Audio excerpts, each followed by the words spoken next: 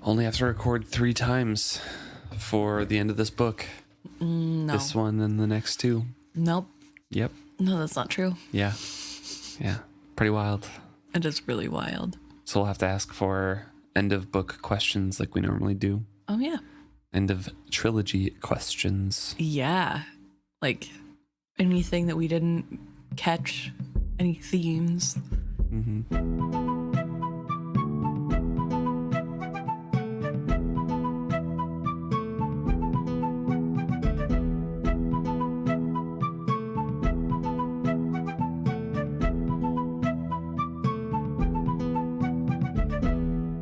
Welcome back to another episode of Is Fitz Happy? I'm Luke. And I'm Emma. This week we're discussing chapter 39, Verity-as-Dragon. Getting near the end here. And this epigraph is talking about, again, that invasion of the Red Ship Raiders up the river towards Tradeford and what the Tradeford soldiers / Regal's soldiers were doing during that. It says here that the Six Duchies troops were pouring into Blue Lake and crossing that that lake over to the Mountain Kingdom the same time that the raiders were coming up towards Tradeford. And pretty much everyone dismissed the 12 raider ships that were going up there as not any threat, basically, because they were thinking that it was just going to be, they'll get picked off by the archers, if anything, but they're probably coming to, have a treaty with His Majesty who lives here, and maybe we're wondering how much we'll have to cede of the outer duchies and get rid of to resume trade with everyone. It just goes to show again that the public opinion of the inner duchies was just so out of touch with the reality. And the end part of that epigraph is talking pretty much again about the underestimation and the mischaracterization that the inner duchies had about the Out Islanders and the raiders in general and what they wanted. Right. It also is really interesting because it goes to show what they thought of the Out Island or the outer duchies people as a whole in general. I mean, here they are. They've been holding the line for 2+ years at least against the Red Ship Raiders, and now everything has fallen. And instead of being like, oh, that's scary because the people out on the coasts are more warrior than we are, they're like, well, how bad could a few ships be? So it's really interesting because that points to the idea that potentially the general consensus is that everybody on the outer coastline are all dumb and incapable, incompetent. They're just not very good at anything. And so, of course, they're going to be taken over, which is a sentiment that Regal himself kind of holds, just that maybe not that everybody's dumb, but that the people of the outer duchies are lesser than. Yeah. And I think that's so interesting. And maybe it's because we read this whole series through Fitz's perspective, and he is so staunchly pro outer duchies that I feel like that's horrible, because really the worst we've seen has been in the inner duchies, but also Fitz doesn't really get to travel around that often. So I don't know how good of a characterization of the whole of the outer duchies we can give, but it still seems like they're pretty competent people to be able to fend off the red ships basically on their own with no help from their monarch for as long as it's been going on. Yeah. So pretty good. Yeah, specifically the end of this, what I was talking about with the mischaracterization of the Red Ship Raiders' motives kind of ties into that conversation as well, because the inner duchies don't know and don't care to learn anything about the outer duchy people either. Right. The same way that they don't care or assume to know things about the raiders. It says that the folk of Tradeford ascribed to the red ships the same desire for prosperity and plenty that they themselves felt. To base their estimation of the red ships on that motive was a grievous mistake. That's why they think they're coming up for trade treaties and to settle the differences so people can get rich again, because the inner duchies just view this as an inconvenience. Like, oh, the coastal duchies are fighting again with these people. Like, we trade with them. Right. We want trade to flow to the outer duchies and up this river again. Just end it. Right. I guess I also just realized that it's such a horrible thing that I don't know if they just haven't been told the atrocities of what have been happening on the coasts, because we know all the forging, like people were buying candied poisons to give their children in case they were taken by the red ships. Like Right. they were finding easy ways to kill themselves quickly to get out of the line of fire, to not have to be forged in the outer duchies. And the inner duchy people are like, well, maybe they just want to trade. And so maybe it's because they're so far away from that reality, they don't care or they don't understand. But I don't know. Or they think it's just an exaggeration, because forging is such a weird thing. I could see how you'd think it's just a made up fairy tale if they even heard about it to begin with. But also they have, because it's in the king's circle, the circle of justice or whatever there was. That's true. So they've had forged ones wander that far. They know what it is. I just think that they don't think it's a big deal because it's made into an entertainment. They're like, oh, it's not as bad as they think. There's only a couple of them wandering around. So I don't know. They're fed all sorts of propaganda as well. It's just, I don't want to give them the benefit of the doubt, but they probably don't have the best source of information Right. at all times. So Well, even I forgot about the King's Circle having forged ones in there. That, like, really the morality of the inner duchies is pretty bad. Yeah. So We've commented on it a few times, with different things that they've said. I mean, I guess they also readily took up the King's Circle and seem pretty into it as it stands. But I mean, some people from the outer duchies probably would have as well. yeah, that's fair, I guess. I don't know. Oh, this is making me like the inner duchies less. I mean, not that I had a favorable opinion of them before, but the more I think on it. Well, that's kind of a peek of what's happening on the outside, but we are in the quarry, and Fitz has just been fetched by Night Eyes to see the dragon quicken. We get into the picture where Verity is saying goodbye, and Fitz makes note that he doesn't think that Kettrikin... It hadn't really sunk into Kettrikin that he was actually going to die for this to happen, that Verity was going to die. And Fitz makes note that it looks like it's finally kind of sinking in with the goodbye that they share, and him telling her that she's pregnant and going to carry his kid, and he's going to drop her off to Jean-Pay. But of course it's Kettrikin, so she's like, no, my place is in Buckkeep. I'm the queen. And he's like, of course, I will carry you there then. So it's a pretty sad scene of goodbyes. I do feel bad for Kettrikin. I don't know if Verity has told her before now that he's going away. Maybe in the same weird way that he's told Fitz up to now before he laid it out for Fitz. But I think all of the conversations where Fitz asks what's happening and gets told that they're going to absorb into this stone dragon happen away from Kettrikin. Like, I don't think Kettrikin is actively part of the conversation or even necessarily in listening distance. So I do wonder if she did know before now. I think she did, because she had faith that the dragon would fly out of here, and she seemed kind of resigned to help him. I don't know. I just feel maybe there's not proof of it. I just feel like she did know. Well, she could be resigned because she doesn't think it's actually helpful, but she thinks, I'm just saying my opinion, what I feel. There's no proof one way or the other. I don't think that she does know or she doesn't, because she spent more time with Kettle and Verity than Fitz ever does in the quarry here. So who knows what kind of conversations they had, or just chipping at stone. Right.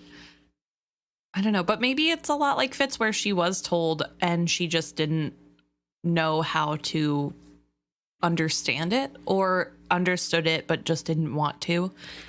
Yeah, definitely. I mean, I just kind of equate it to my life of like a big thing coming up, and you just don't think it's going to happen, and then all of a sudden it's upon you. You're like, oh, this is actually happening. I don't know. I felt that feeling many times, so I just kind of slotted that feeling and related to that with Kettrikin here. That even though I knew what was actually happening, it's like, oh, Okay. That's fair. That's not a life experience I can share, so. Fitz is talking about this ending time, this ending period, and he says, "For all the days we had spent striving for this very thing, at the end it seemed rushed and untidy." And I specifically highlighted that because I feel like that's kind of the conclusion to this whole trilogy, and it kind of echoes this whole thing. This ending is literally, there's, like I mentioned at the beginning, there's this chapter, next chapter, and then the epilogue. And that's the ending of the trilogy, and there's not really a climax before this. There are little events, but this is like the big finale, and it's in one chapter. Yeah. It does feel a little rushed. A lot and untidy. a lot of waiting, a lot of striving for and reading through all these little travel moments and these downtimes. Then all of a sudden, right at the end, it's kind of wrapped up really quickly and not perfectly. And I just thought it kind of it was poignant and mirrored what was happening in the story. Yeah. Fitz also makes note that Kettle kind of cursorily says goodbye to everybody, but then is just very anxious and is standing by the dragon and just ready to go. Right. And to be fair, I mean, Kettle has known these people for 6 months, maybe a year. So like, and she's 200. I get it. It'd be like, okay, cool. People that I barely know. I'm going to go into my dragon to be with my sister forever now. Thanks. Bye. Well, technically she does know Fitz extremely well because they did connect skill to skill, and that probably hasn't happened for 200 years. So. That's fair. But yeah, also there's like the aspect of she doesn't really have people holding her here anymore. Right. I think at the same level as Verity, who is, as this is described, kind of dragging his feet about leaving. Mm-hmm. And I don't think it's from lack of wanting the dragon to become whole. I think it is a big ask to look your loved ones in the face and say goodbye forever. That's really hard to do. And so there's a sense of Verity kind of holding them back a little. Verity says goodbye to Starling as well, saying, "Care for my lady," meaning Kettrikin. "Sing your songs well and true, and let no man ever doubt the child she carries is mine. With that truth I charge you, minstrel." Starling says, "I shall do my best, my king." So there is a royal decree to the minstrel to say, like, hey, make sure everyone knows the child is mine. Yes. And it is a minstrel, so her word is going to be taken, I think, without question. Who knows? I suppose. But she is supposed to be someone who is telling the factual truth of what happened. Yeah. We also see that she is going to be joining Kettrikin on the back of Verity-as-Dragon when the dragon quickens, and she seems a little nervous. She has her harp on her back and keeps checking it to make sure that it's securely in place and won't fall. And so there's like a little bit of jitters there coming from Starling. Shares a nervous smile with Fitz, and Fitz remarks that that's all the goodbye that they need. And he goes into why it's interesting that they're saying goodbye, because everyone kind of assumed that Fitz was going to go with them, which is a point that I forgot, actually, before rereading this. It says, "There had been some furor about my decision to stay. Regal's troops draw nearer with every passing moment," Verity reminded me yet again. "Then you should hurry, so I will not be in this quarry when they arrived." He frowned at that. "If I see any of Regal's troops upon the road, I shall see that they do not get this far," he offered me. "Take no risks with my queen," I reminded him. Night Eyes was my excuse to stay. I am sure Verity knew the real reasons. I did not think I should return to Buck. I had already made Starling promise me that there would be no mention of me in song. So I like I mentioned, I forgot that everyone kind of assumed that he would be going with Verity and riding on the back and going with them and back to Buck. But of course, Night Eyes can't really stay on the back of a stone dragon very easily. And Fitz doesn't want to go back. Yeah, it feels like there's nothing left for him there. And I think as a reader, it kind of feels that way too. Like, what else is there? He lost the love of his life to his friend. They all think he's dead. If he does go back, there's the potential that things go wrong because they know he's witted, or they'll accuse him of using wit magic, which is technically true. So, Yeah.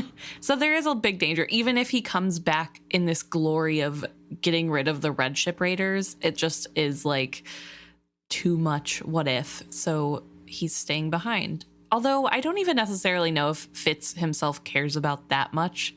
I think he just doesn't want to be part of this anymore, whatever this is. I think the Molly and Byrrc thing really hurts him a lot, and he feels like his strings were cut to Buck in that case. And I agree with you there. But I also really think that as we've been reading these books, he has said multiple times and has been told multiple times that, no, you are dead. Like, your old self is dead. Like, there's no going back to that. He was told by Byrrc, by Chade, by himself, multiple times. And I think that's really kind of sunk in. He's like, okay, this is my chance, I guess. Even though he's kind of adrift and lost after this. Yeah. Well, and I guess, I mean, what is there to look forward to if he truly can't come back? Or even if he does, he's potentially going to just replace Chade in the walls. And either way, he'll probably have to be pushed to be the next assassin. Mm-hmm. And he hates that lifestyle. So why would he go back? And I mean, there's also the risk that with the baby coming of Ketrickins, he poses a direct threat to the line of, what's that called? The line of succession? Yes, the line of succession. I cannot think of that word. Either way, I don't think there's a lot left for him, so it makes sense that he'd want to stay. And I'm kind of surprised that nobody saw that coming of his group, that they are all like shocked. I don't know. Feels very Fitz to me, but also we live in his head and they don't, so. And we've read it before. True. He does make a remark that says, Ketrican had told him, "In this, dear friend, you have been sacrifice, that she could offer me no greater compliment. I knew no word of me would ever pass her lips." And the fool was the one who was being difficult. So there was some furor about Fitz staying, but he kind of made his case and it was understood by the others. But everyone's like, why isn't the fool coming then? He doesn't have that excuse. And he just keeps saying that the White Prophet will stay with the Catalyst. However, Fitz has his doubts about just that reasoning and thinks it's more so the girl on the dragon. But Fool has decided that he is staying behind as well. So it's Verity and Kettle going into the dragon, and the dragon carrying Starling and Ketrican to go free the land. Right. And it gets to the point where there's nothing left. There's no more reason for Verity to linger. So he doesn't. Mm-hmm. And there's not really a goodbye either with Fitz. No.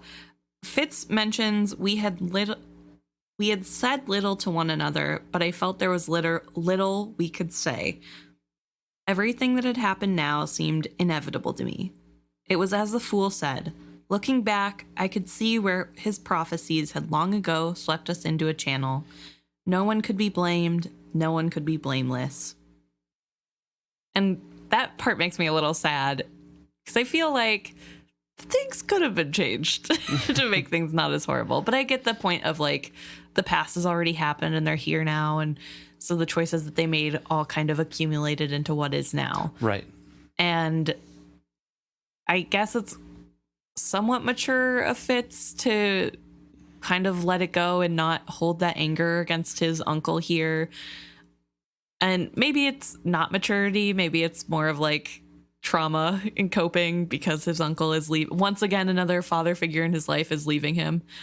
So that would be hard. And so just kind of accepting it is, I guess, good for him. But before Verity can leave, he stops and decides to give Fitz a parting gift instead of leaving it just like, okay, that was nice. And he gives Fitz his sword. Yes. So he sharpens it one last time before giving it to him, but this is Hodd's sword that Hodd had made for Verity, and he eventually gives this to Dutiful, and Dutiful gives Fitz Chivalry's blade in return. Take my sword, he said abruptly. I won't need it, and you seem to have lost the last one I gave you. He halted suddenly in mid-stride, as if reconsidering. He hastily drew the sword from its sheath one last time. He ran a silver hand down the blade, leaving it gleaming behind his touch. It would be a poor courtesy to Hodd's skill to pass this on with a blunted blade. Take better care of it than I did, Fitz. He resheathed it and handed it to me. His eyes met mine and I took it. And better care of yourself than I did. I did love you, you know, he said brusquely. Despite all I've done to you, I've loved you. At first, I could think of no answer to that. Then, as he reached his dragon and placed his hand on its brow, I told him, I never doubted it. Never doubt I loved you. I don't think I shall ever forget that final smile over his shoulder. And that's the end. Verity goes into the dragon. I think it's really touching that they have this moment. Yeah. That Verity says out loud, hey, I love you, and like, you're important to me, because I think that is important for Fitz to hear. Yeah, definitely. It's also interesting to hear Fitz reply with, I never doubted it. And I thinking about it, I don't think he did. I don't think there's ever a moment where he feels like his uncle is not being loving or doing something for him. Right. There are definitely moments for other people where he doesn't feel like they love him.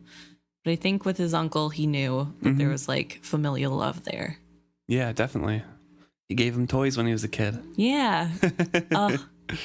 It does make me sad, though, because I feel like if the events that made the book what it is didn't happen, Verity would have been a great uncle or even just father figure to Fitz. And if he could have been able to spare more time for Fitz, he would have. Yeah. If there wasn't a war going on. Right.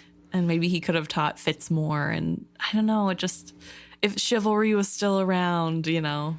I mean, it's a thought experiment, but I don't even know. I don't know if Verity would get as involved with Fitz if chivalry wasn't around.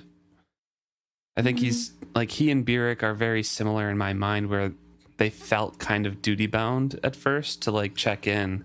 Right. You know, and if chivalry was around, yeah, he would be around Fitz, but he wouldn't be as involved in Fitz's life. Because I feel like he would have been more caught up with like his own pleasure and stuff. He's not like duty bound to stay around the castle and stuff. He would find someone that he loved to marry. I don't know. Interesting. I totally disagree. I feel like if chivalry was around and had like accepted that Fitz was his kid, I think Verity would for sure be around Fitz all the time, because I just see him. I think the love that chivalry and Verity had for each other as brothers would migrate to a loving, fun uncle who likes to mess around with his nephew. Like I feel like the closeness of how chivalry and Verity would lend to him being more involved in his nephew's life. But I also think chivalry told him it's dangerous to dote on Fitz, and so that's why he was as reserved as he has been, even though he does talk to Fitz and get somewhat involved in Fitz's life where he can. I think there's still like, he doesn't want Fitz getting the wrong type of attention. Yeah, could be. I don't know, but that's just how I view him. Even though I have things that I don't like about Verity, I still think he's a good person overall. So I do want to talk about and comment on what happens when he does finally go into the dragon here. He says, Fitz says that Verity was watching Kettricken as he went. For an instant, I could smell Kettricken's skin, recall the taste of her mouth on mine, the smooth warmth of her bare shoulders gripped in my hands. Then the faint memory was gone, and Verity was gone, and Kettle was gone. I reread this, and I briefly had the thought of like, why does he remember that? Something weird with the body switch going on. And then I remembered, and I wanted to just say out loud, so I got my thoughts down, that Fitz didn't tell Verity out loud that he never doubted that he loved him. He was skilling it to him. Yeah. So they were connected by skill when Verity went in. So with Verity recalling his last memory during the swap night, Fitz also gets that memory because Verity is recalling it to the front of his mind. He's reliving the whole thing and then putting it in. And that's why he says, and then the memory was gone. Mm-hmm. So it's just that brief time that Fitz remembers it, and then Verity puts it in, and then Verity is gone. Yeah, that's a good point, that It's probably the memory coming because they are skill linked. I also wonder if they needed to be skill linked for this to go in the dragon, because technically it was Fitz's body that this happened with. So even though it's Verity's soul and his memory, that maybe in some weird way that'd be somewhat connected, so Verity could take what Fitz Maybe had. I don't know. I don't know how to explain it, but yeah. Well, we will never know the answer, unfortunately. True. He does say that to him it's a little bit weird because it happens, and he can tell it happens because there's no life sense in Verity's body or Kettle's body for a few moments before the bodies themselves also kind of disappear into the dragon. So it's kind of a weird limbo where to everyone else it would be fine, but to his wit sense, it's like, okay, the whole life is gone, but the body's still there, and then it kind of melds together. Right, which this I did not remember. I assumed whenever people made their dragons, they like, I'm thinking like Blue Skidooed in. If anybody ever watched Blue's Clues, Steve, whenever he goes into a painting after Blue, like gets sucked in, he goes really small and he kind of like spins around. just look up Blue Skidooed. It's literally what I picture happening. And then this description, like really reading it, I was like, oh no. It's way worse. It's super scary. They just like are empty husks laying on the stone, and then they're like absorbed in. Very Bart Simpson into the bushes meme. Homer. It's Homer in this. Oh, sorry. Yes. Homer Simpson. Yes. Well, they watch the dragon suffuse with color, heave a great breath, and flap its wings. And the dragon is alive. The stone comes to life. It's colored a turquoise and silver. And Fitz says that the dragon opens up his eyes, and they are black and shining, the eyes of a Farseer. And he knows that Verity's looking out of them. Describes the dragon stretching like a cat, which I think is a very apt description, one that keeps popping up in various places. Robin Hobb likes describing things cat-like. Yes. And also the head and the eyes comes down after this kind of preening and stretching to look at Ketchikan, and Fitz can see her whole reflection in its one eye, which is just another reminder of the immense scale of this whole thing. Yeah. Oh my gosh. And Ketchikan is not a small woman. She is like a tall woman. Like, she's tall. Taller than Fitz, right? I guess. No, she's not taller than Fitz. Fitz has grown. That's right. She was taller than Fitz when Fitz first met her. But Fitz is tall for a Farseer. So like she's pretty tall. Yeah. So like the fact that her whole body is in this eye, it's not like someone like my size, 5'2". I'm sure she's like, I don't know. I like to picture her as 6'2". I don't know. Very tall. Intimidating. Either way, very impressive, the size. And she scrabbles up the scales sitting behind the neck, and Starling follows afterwards. It does say, for one instant, grief controlled her face. Then Ketchikan drew a breath and became queen. Fearlessly, she strode forward. And she gets on Verity. I think that's really impressive because she did just lose her husband and watch him get sucked into this stone dragon. But now she has work to do. Yeah. And so she puts that aside and she's got to go save the Six Duchies. Fitz does mention that as when they say farewell and the dragon flies up in the air, it's a little bit wobbly at first because these are the first wing beats of a new dragon. Yes. I guess. But then they rise up into the air and shoot off towards Buck. This is also a really good reminder to me. So I forget that quarries are like open holes in the ground, basically. Yes. I always think of this quarry as a cave. I don't know why. You mentioned it a couple times of like the entrance of the quarry, and like, I don't know. I know. You alluded to it being like a cavern, and I didn't want to. You didn't want to break my heart. Yeah.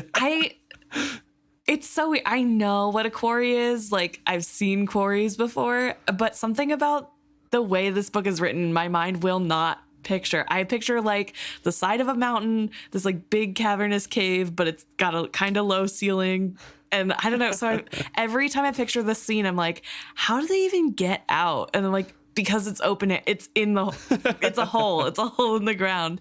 So I always have to continuously remind myself this is not a cave. But this imagery of the dragon rising to the sky is very impressive. Less impressive than them maneuvering out of a cave, I guess, but very impressive either way. Fitz finally stops looking after where the dragon has gone, snaps out of his reverie, and kind of yells to Night Eyes, "Hey, where's the fool?" And Night Eyes is like, "We both know where he's gone. There's no need to shout." Yeah. And Fitz knows inherently that he's right. You know, he's definitely gone to Girl and the Dragon, but he still has to kind of go through the motions. And he doesn't know why, but he just checks the camp and searches for him and then eventually wanders over. Right. Night Eyes has no time for the games and went straight to Fool and is waiting.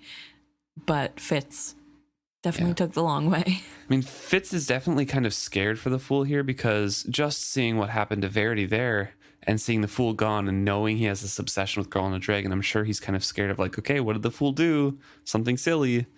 And his fears are kind of assuaged, and he walks up to Girl and the Dragon with the Fool just kind of sitting with his back to the dragon on the dais. When the Fool does turn to look at Fitz notes that he is now a different color completely. The Fool was white no longer, but the palest of gold. There was even a tawny edge to his silky fine hair. The eyes he turned to me were a pale topaz. So he has been successful in making a change. It's really interesting. I wonder if this was a slow, subtle change that Fitz just now realizes happened. I think so, because his last sickness was when they were still walking towards the quarry. Right. So I really do think that this is just Fitz actually taking time to see the Fool, like Fitz says in here, contrasted against the emerald scales of Girl and a Dragon, the rich green hide. And he just kind of sees that he's no longer pure white. Okay. Right. Cool. He's changed a little bit. But there's that descriptor. I highlighted it. There was even a tawny edge to his silken fine hair. Soon it won't just be an edge. Yes. As Fitz is walking up to him, the Fool is saying, "I had been hoping. I could not help hoping. But I have seen today what must be put into a dragon so it can fly. And even if I had the skill to give it, I do not have it to give. Even were she to consume all of me, it would not be enough. I did not say that I knew that. I did not even say that I had suspected it all along. I had finally learned something from Starling Birdsong. I let him have a silence for a time." And then he says that he and Night Eyes are going to go collect some Jeppas. I think it's good that the Fool was able to realize this on his own to come to this conclusion, because everyone has kind of been telling him this and he wasn't listening. But seeing Verity and Kettle literally both put all of themselves in, I think is what stopped him.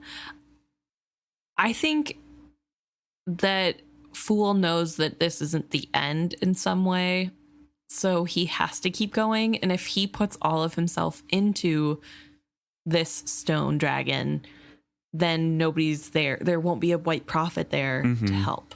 Yeah. So I'm hoping that's part of what stops him. It doesn't sound that way, I guess, when he talks to Fitz, but knowing the Fool as we do from reading all these other books, I wonder if that's part of the thing that's stopping him, is just knowing that without him, then the false prophet is out there and could undo everything that he's worked so hard to do.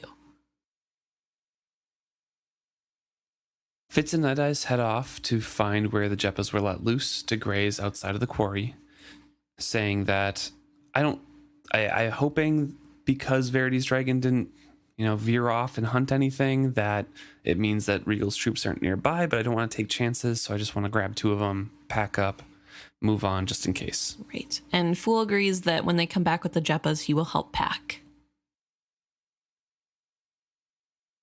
He offers the Fool his short sword because he realizes that he's holding Verity's long sword still in his hand, and the Fool's like, what am I going to use that for? I never trained.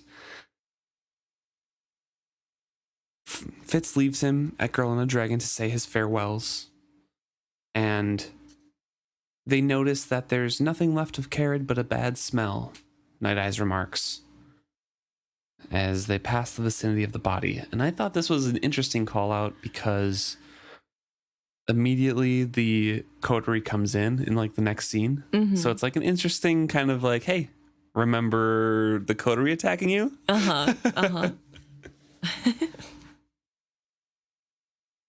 They find some Jeppas, start leading them back. And then all of a sudden, Fitz is kind of struck by the thought of like, hey, I don't have to return to Jean-Pay, because he's been thinking of like where we're going next, what the next steps are. Right. And he's like, okay, I don't have to go back. Right. And he's thinking specifically of Jean-Pay because he only meant to grab 2 Jeppas, but he had grabbed the leader and 1 other. And so then the rest of them, the other 6 follow behind him. And the thought of leading all 6 of them to Jean-Pay is like such a tedious thing. And that's when he realizes like, oh, actually, it wouldn't be that tedious because I don't have to do it.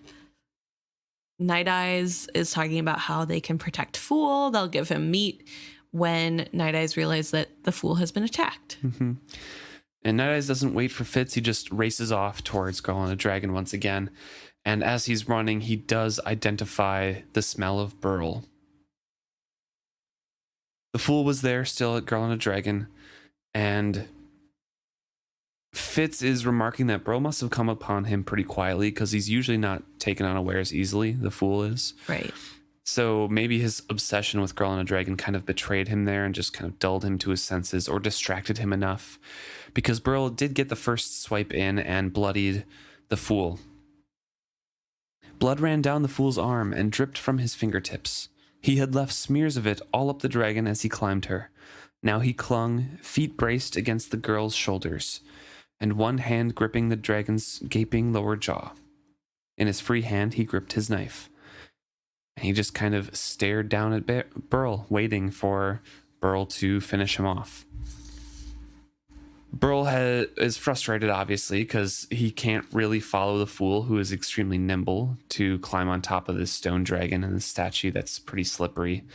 And also he wants to touch the Fool to establish a skill, like contact, touch, whatever he wants to do to him. Right. Also, it should be noted that Fool is standing on Girl on Dragon's shoulders. So, like, not only is he on top of this statue, which is probably pretty large, he's on top of a woman's shoulders at the same time, giving him a lot of distance. So even if Burl can manage to get around the side, there's still a person in between them, even if she's made of stone. Burl drew his sword in frustration and swung it at the Fool's braced feet, which I thought was interesting because it says Burl drew his sword in frustration. I thought he already slashed him with his sword, so I think it's a little little error right there. But the tip missed, not by much, but its blade rang against the girl's back. The Fool cried out as loudly as if the blade had truly bit and sought to scrabble higher. I saw his hand slip where his own blood had greased the dragon's hide, and then he was sliding down, scrabbling frantically as he came down hard right behind the girl's seat on the dragon's back. So he's no longer on the shoulders, he's right behind the Girl on a Dragon. But the sword hit from Burl seemed to affect the dragon and the Fool. It did seem to hurt him, or maybe the Fool was just startled. Right. Well, it is alluded to that the statue can feel things. So that was with a skill touch, though. So like that's why I'm kind of like, it was direct silver, and that seemed to hurt her. But also it hurt to be touched on the arm with silver, and that's not like something that, I mean, the dragon getting touched didn't scream in pain whenever Fitz was shaping the leg and putting memories in. So I wonder if it is, especially on the human part, those human memories of pain. Yeah, possibly.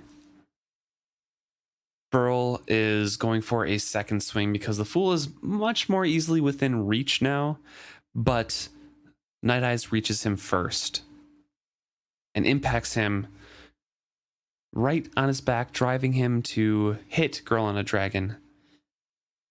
And he has the sword blow once again missed the Fool and rang again against the dragon's gleaming green hide. Ripples of color raced away from the clash of metal against stone, like the ripples made when one tosses a pebble in a still pond. So again, I think it does affect the dragon in some way. It's just kind of hard to say how. Fitz reaches the dais right as Night Eye's jaws are darting in and closing on Burl from behind. So he is quickly trying to kill Burl here. And he screams to the Fool, "For you, my brother," Night Eyes told the Fool, "this kill for you." But Fitz is distracted because he senses Will coming up behind him. Yes. He does make mention some things happen too swiftly to tell well. And so two things start happening simultaneously. He just explains them as finishing up the story of what happened to Fool and then going into his own of what happened with him and Will. So Night Eyes does land a death blow on Burl, causing him to bleed profusely onto the mired part of the stone dragon. And Fitz notes that as the blood touches the stone, it bubbles away and reveals the part of the dragon that was missing. Yeah. It reveals like all the scales, the details, and just like removes the extra stone away from it. Right. It was eating into the stone as scalding water would have eaten it into a chunk of ice. And when Night Eyes lets go of Burl's lifeless body, the dragon's wings open. And immediately soars into the sky. And the Fool is off with her. So what people had been saying to the Fool, saying like, oh, there's, even if you put your whole self into it, nothing would happen. Burl was a skilled user. Yeah. With a coterie and just fully got sacrificed on top. Yeah. And eventually the Red Ship Raider's dragon or the Pale Woman's dragon does fly as well with all of those unwilling sacrifices. And this one was very close to being revealed. So obviously, even unwilling people putting their life into a dragon does help quicken it. Right. But being skilled makes up a lot. Yeah, I do wonder if it's really hard. So either they were underestimating how little needed to be put in to Girl on Dragon to make her quicken, or because Burl is pretty powerful and skilled, it had more of an effect than Fool himself doing it, or even Fitz. Yeah, I think so. Because of his repeated use of the skill, and the skill, as I've talked about before, and as I think of it, the skill as a memory-based magic, touching other people, absorbing their feelings, or like feeling what they're feeling, inhabiting their minds, experiencing different things. The skill is able to kind of retain that in my mind a little bit more. Right. Which is why Verity, being so powerfully skilled as he was able to carve that dragon more so. Right. More or less by himself. Fair enough. So, yes, I think Girl and the Dragon was closer to finishing than they thought initially, but the Fool by himself would not be able to do that because he's not skilled. Even if he has lived probably twice as long as Burl has, it doesn't matter. Right. He didn't have the depth of feeling, the memories to go with what Burl probably has experienced throughout using his magic. Right. That's fair. Because especially linked as a coterie, you shared a lot of the experiences that the other coterie members had as well. That's a good way to look at it. So Girl on a Dragon is alive, awakens, and soars off with the fool clinging. And Fitz mentions, as you had said before, Emma, I saw all these things, but not because I stood and stared. I saw them in glimpses and through the wolf's eyes. My own gaze I turned on Will as he ran up behind me. He carried a bared blade in his hand and ran easily. Fitz draws Verity's sword and kind of wishes he had the short sword because he's more familiar with it. But he's standing there waiting for Will, and then all of a sudden Will's skill hits him. Right. And Will has prepared a skill blast made specifically for Fitz with the worst memories that Fitz has, including the ones that Fitz has put into the dragon. And even though Fitz has put these memories into Girl on Dragon, who is now miles away, Fitz is recalling them, and all he can do is put his wall up in fear. I knew again the shock of my broken nose. I felt the burn of my split face, even if I did not stream hot blood down my chest as it once had. For a frozen heartbeat, all I could do was hold my walls against that crippling pain. The sword I gripped suddenly seemed made of lead. It sagged in my hand, its tip drooping toward the earth. But Burl's death saved me. So that's why they're happening simultaneously. Yes. Will is running up behind him. Fitz turns, and from behind him, through Night Eyes' eyes, he can see Burl's death and the blood spraying over there. And then that stops Will and kind of makes him feel that grief, that pain, because his last coterie member passes away. Right. And it weakens him. I felt Will diminish abruptly, not just as Burl's skill no longer supplemented his own, but as grief washed over him. I found in my mind an image of Carad's rotting body and flung that at him for good measure. He staggered back. And Fitz here, confronting Will, just says, hey, you failed. Like, we accomplished what we wanted. We did what we set out to do. Buck is going to be saved. Verity is flying there to save it right now. Ketrigan's going to have an heir for the Farseer throne. You lost. No matter what you do here now, you are defeated. A strange smile twisted my mouth. I win. And then it says, Will's face changed. Regal looked at me out of his eyes. He was as unmoved by Burl's death as he would be by Will's. I sensed no grief, only anger at a lessening of his power. Perhaps, he said with Will's voice, perhaps then, all I should care for is killing you, bastard, at whatever the cost. He smiled at me, the smile of a man who knows how the tumbling dice will fall before they land. I knew a moment of uncertainty and fear. I flung my walls up tighter against Will's insidious tactics. Fitz is like, do you really think that he's going to stand a chance against me? You know? And a wolf. And a wolf. Yeah, exactly. A one-eyed swordsman. Right. And do you just plan on throwing his life away too? He says that last part, trying to kind of rattle Will into some type of sense of like, hey, Regal's using you. But it falls on deaf ears. Because Regal is still in control of Will and says, why not? Or did you think I was truly as stupid as my brother to be content with only one coterie?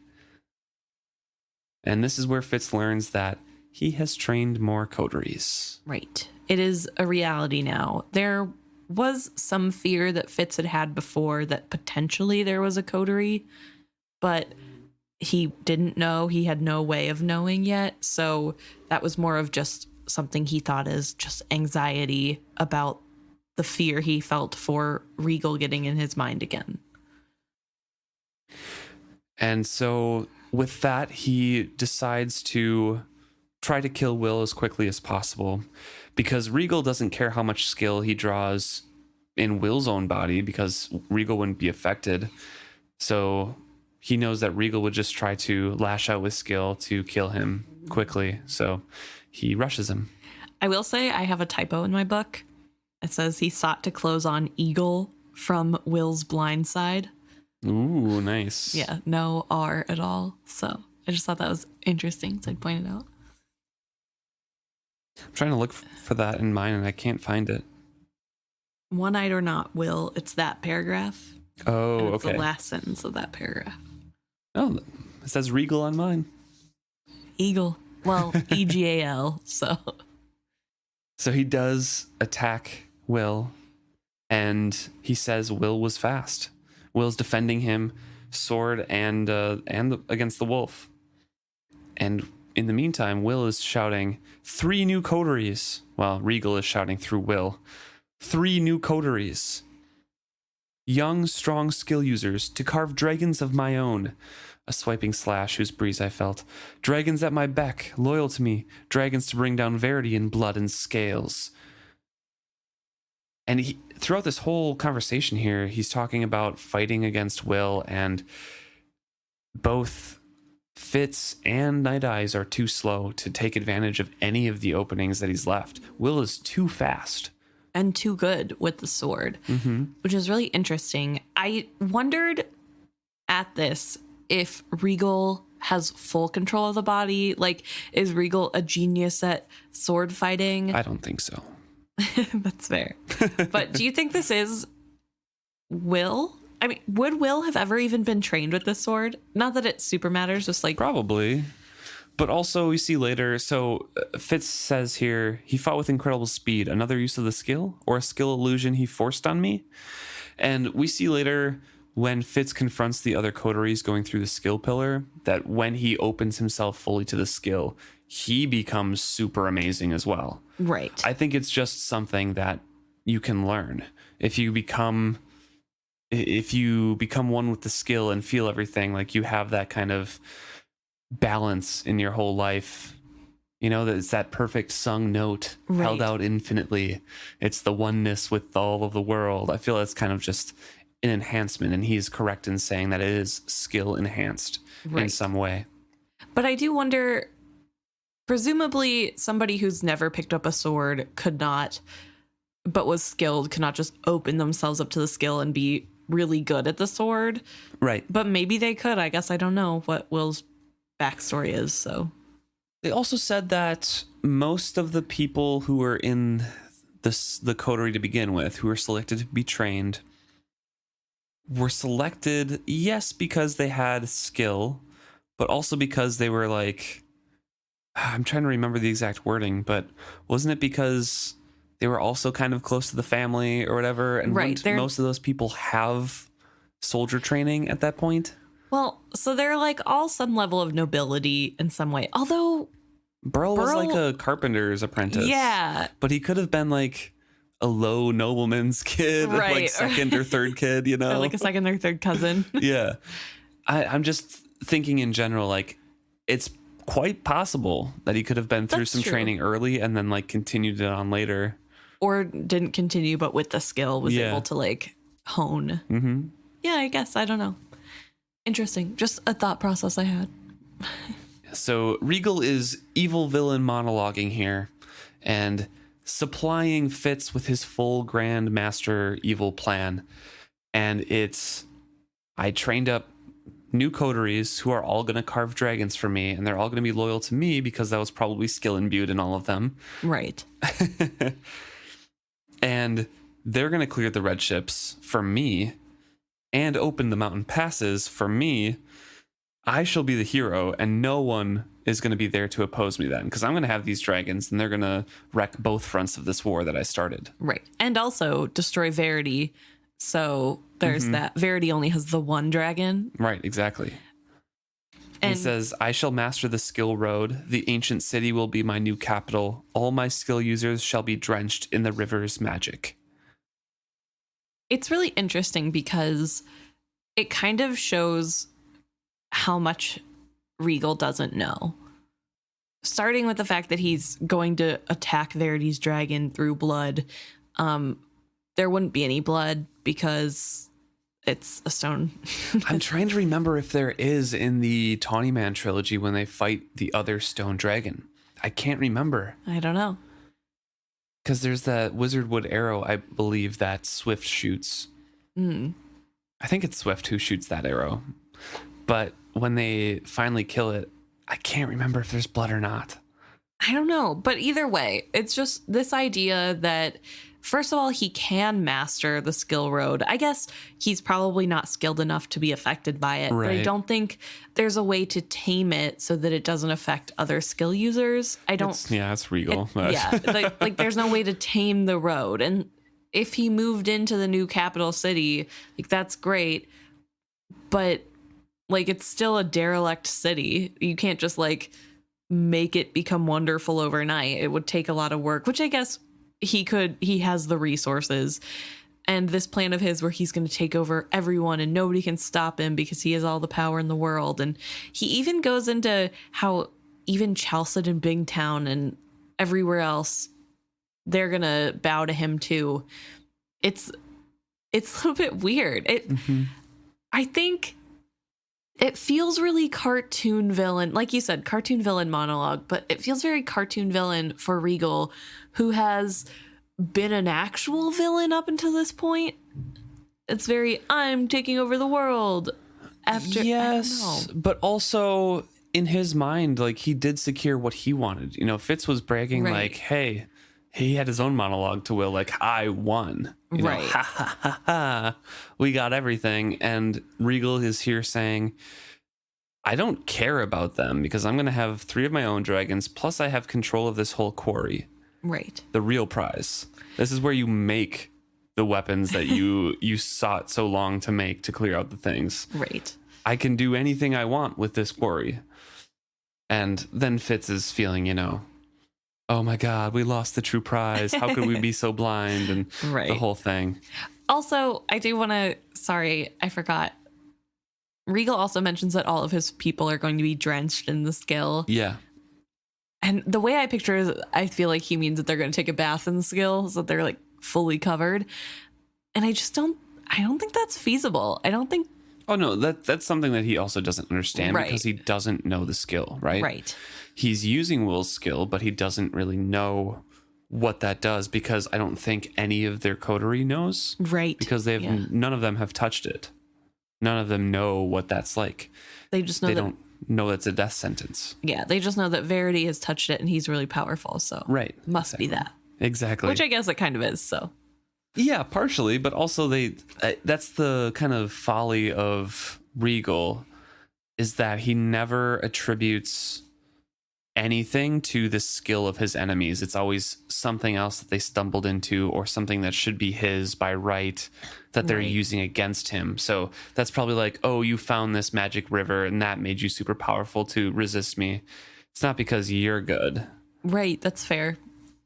So he's just going to use this tool against his enemies then. And his enemies are everyone. True. Yeah, so Regal carries on saying, you know, the stuff from which a score, this quarry, no, 100 dragons shall rise. And Fitz is like, how could we be so stupid? How had we not seen what Regal truly sought? Right. Oh my gosh. Fitz is saying, yeah, we thought with our hearts of, you know, what everybody needed and immediately tried to like cleanse the shores of the raiders. But Regal, he had thought only of what the skill could win for him. I knew his next words before he flung them. In Bingtown and Chalced they will bend their knees to me, and in the Out Islands they will cower at my name. So this is really Regal's plan of taking over pretty much this whole continent. The whole world. Yeah, he didn't mention Jamalia, though. I know. Yeah, I thought that was interesting that Bingtown was mentioned and not Jamalia. They trade with Bingtown, but I don't think they've ever been as far down as Jamalia. Is Jamalia not next to Chalced? So like Duchies, Chalced, Jamalia, Bingtown? No. It's the other way. It's Duchies, Chalced, that like shore of madness that you can't walk on, then Bingtown, and then further down south is Jamalia. Okay. And I believe I'd have to look at a map again, but I believe the Pirate Isles are in between Chalced and Bingtown, I think. It's a big string of islands, so I'm not sure if it like encompasses that, but But yeah, Jamalia is further south. Okay. I definitely thought that Jamalia had like border skirmishes with Chalced, but I guess it's just Bingtown. So that makes... Not even just Bingtown. Bingtown doesn't really have skirmishes with them, except at the end of that trilogy, the Live Ship Traders, because that's when they start like kind of taking over the town, bringing all their slave trades in and stuff, because the whole Rainwild Forest is in between. Right. All the Rainwilds, and that's something that like no one wants to cross because everyone dies in it. I think it's literally just the outer duchies. But there's always war between those two. True. Burns and Chalced. Right, because Chalced believes in slavery and Burns doesn't. Yes. Again, I'm pretty sure it's Burns. Could be wrong. It's one of the outer duchies. Can't remember if it's Shokes or Burns. Maybe it's Shokes. I don't know. It doesn't matter. Yeah, it doesn't matter. And Night Eyes has a warning for Fitz as this monologue is going on, as he's still fighting Will, as Regal is still using Will's voice to monologue at him, that more people are approaching. He says that Night Eyes' warning nearly killed me, for in the instant I lifted my eyes, Will sprang at me. I gave ground, all but running backward to avoid his blade. Far behind him, from the mouth of the quarry, a dozen men ran toward us, brandishing blades. They moved not in step, but with a oneness to them far more cohesive than any mere troops could have mastered. A coterie. So this one coterie, so Regal said that he has 3. This one coterie has 12 people in it. Right. Very scary. Yes. And Night Eyes starts to race towards them, to challenge them, and Fitz is like, hey, stop. You can't fight 12 blades wielded by one mind. And Night Eyes is still kind of racing towards him. Will lowers his blade, casually sheaths it, and says, don't bother with them. Let the archers finish them. So there's more soldiers coming into position to finish them off, and Fitz is grasping again what is happening. The troops weren't there to attack Verity or kill Verity, although that probably would have been a perk. Right. It's there to hold the quarry. Yeah, it's way too many for just the purpose of killing Verity. I think they definitely would have killed Verity if he was there. Although I don't know, because you'd think seeing the rightful heir would be like, something doesn't add up about Regal, but I'm sure Regal has done something. They're all coteries, or like coteried people, so they probably have undying loyalty to Regal anyway, so yeah. Not like even if they understood the wrong that they were doing, they could do anything about it. Fitz is like, well, I'm going to die, so I might as well take Will with me. Charges at him as arrows are clattering around the stone near him. And a scream rose from the walls of the quarry to the west of us. Girl on a dragon swept low over me, the fool on her back, a gold and brown archer writhing in the dragon's jaws. The man was suddenly gone, a puff of smoke or steam swept away by the wind of her passage. She banked her wings, came in low again, snatching up another archer and sending one leaping into the quarry to avoid her. Another puff of smoke. So they all kind of are frozen for a half instant as Girl on a Dragon comes back and starts killing some of these soldiers. Right.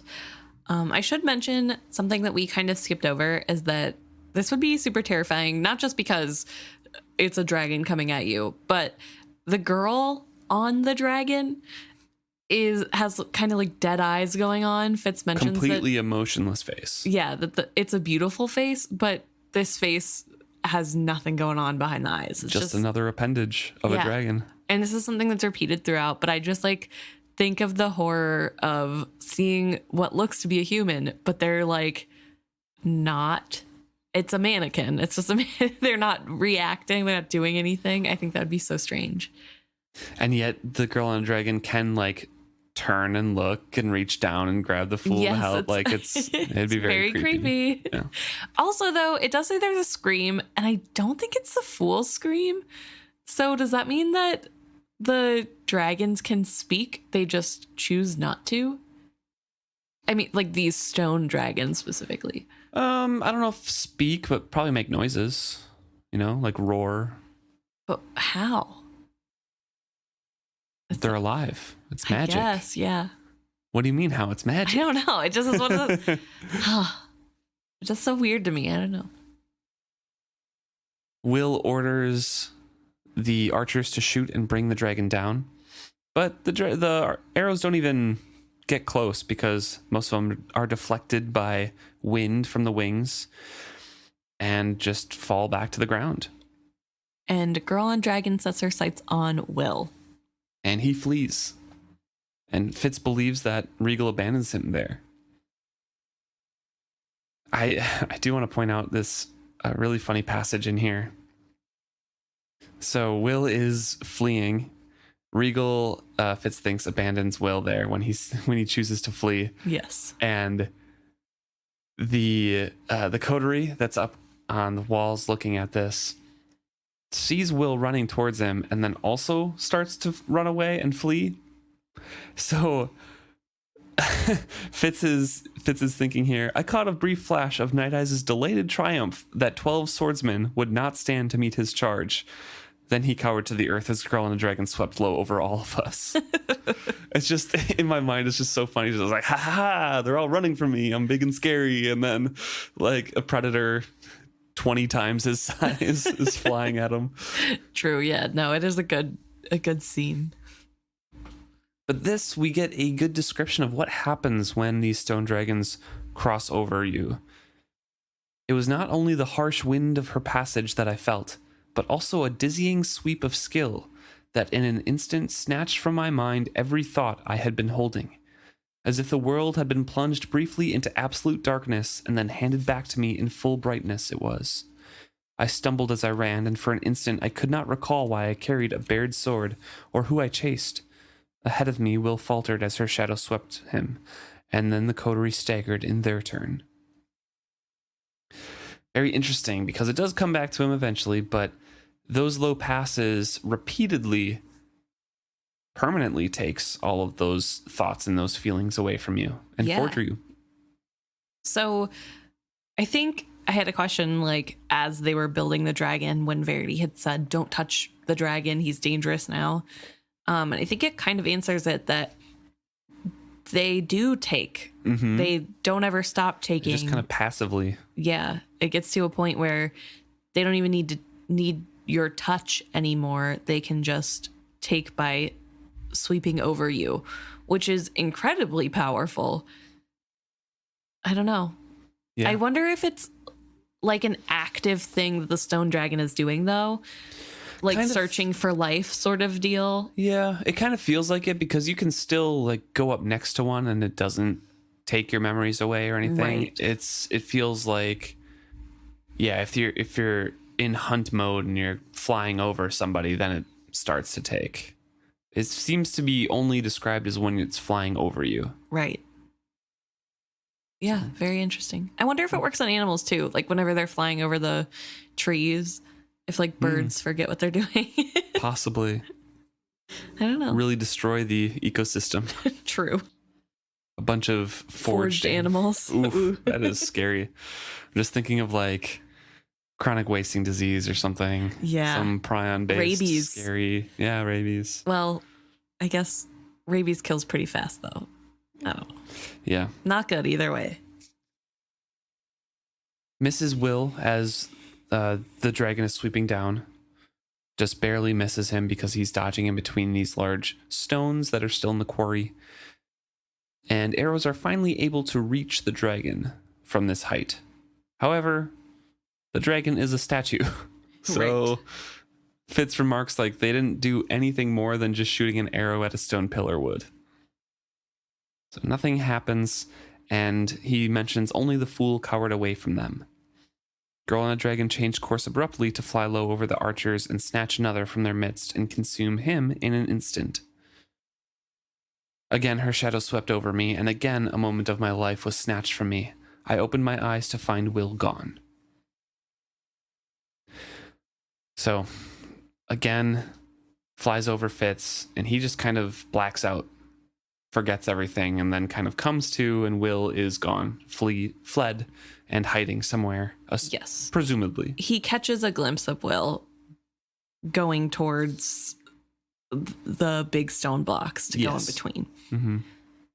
Night Eyes is excited to see this sight and talks about how Fool, or Scentless One, as he calls him, is a great hunter and that he's doing so well on the back of the dragon because the dragon is kind of decimating Regal's troops here.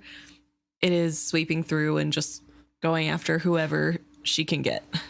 Mm-hmm. During that conversation, Fitz is like, well, Will is my kill. And Nidus has to remember, well, your kill is my kill as well. We're pack. Yes. And that, And Fitz is reminded, like, okay, yeah, he's right. But still, Fitz is very selfish in that he wants to be the one personally to kill Will. Yes. He also has to figure out how to find Will. It's going to be really hard going in between. And he realizes that Will's probably headed towards the pillar. That where else would you go? Mm-hmm. I mean, that's going to get you the safest amount of distance away because you can instantly be miles from here. And as long as you're away from the dragon, who cares? So he, instead of looking for Will, he and Night Eyes go straight towards the pillar. Mm-hmm. And hide to wait for him to come out. Yes. And they can't go, I guess, straight there. They do have to take cover because Fitz gives credit to Regal's archers because as they go, anytime they go between the rocks and one of the archers sights them, they call out, there they are, and shoot at them, even with everything else going on and the dragon trying to eat them. Skilled loyalty. Yeah. So it's really interesting that even in the midst of this carnage of a dragon attacking them, they are still trying to follow Regal's orders of killing Fitz. We reach the pillar in time to see two of Regal's new coterie dash across the open, hands reaching to plunge into the dark pillar itself the moment they touched it. The rune for the stone garden was the one they chose, but perhaps it was only because it was the side of the pillar closest to cover. We did not move from the angle of a great block that sheltered us from arrows. And they wait for Regal. Or not for Regal, for Will. Right. And they wonder if he went through already, like maybe they missed him, but there's nothing they can do besides wait, so that's what they do. And it feels like it's taking forever. Girl on Dragon is becoming less frequent with her kills because there are less people to grab. And then suddenly she rises up really high and then dives, and that's when Will makes a break for it. All right, we are going to take a break right there. Pick it up next week. This episode is getting a little bit long, so we'll take a break at that chapter and come back in when they start to chase Will through that pillar and finish out the rest of this chapter. Thank you so much for tuning in and listening along with our discussion. If you have anything to add to that discussion, any theories or thoughts, please let us know at isfitzhappy@gmail.com or message us directly on Facebook, on Instagram, or on Twitter, where it is Fitzhappy for all three of those pages. And then we also have a Reddit user is Fitzhappy, so please feel free to message us on there as well if that is your preferred social media. Thank you so much for tuning in. Hope to see you next week.